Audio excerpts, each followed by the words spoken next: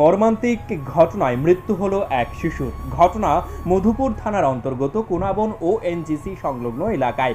জানা গেছে, পরিবারের লোকজনদের অসাবধানতার কারণে কমল দেবনাথের 3 বছরের শিশু সন্তান সুরজিৎ দেবনাথের জলে পড়ে মৃত্যু হয়। সেই জলাশয়ে পড়ে মর্মান্তিক মৃত্যু হয় 3 বছরের সুরজিৎ দেবনাথ নামে ছোট্ট সন্তানের। পরে ছোট্ট সুরজিৎ দেবনাথকে বাড়িতে দেখতে না পেয়ে পরিবারের লোকজনেরা খোঁজাখুঁজি করতে শুরু করে এবং সুরজিৎ দেবনাথের মৃতদেহ ভেসে ওঠে পুকুরের জলাশয়ে। তড়িঘড়ি প্রথমে হাসপাতালে নিয়ে আসে, মধুপুর প্রাথমিক হাসপাতালে নিয়ে আসা হয়।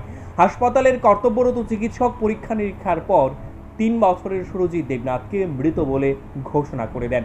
পরিবারের সবচেয়ে আদরের 3 বছরের সুরজিৎ দেবনাথের মৃত্যুর সংবাদ পেয়েই গোটা এলাকায় শোকের ছায়া নেমে আসে। কান্নায় ভেঙে পড়েন তার মা বাবা এবং স্বজনেরা।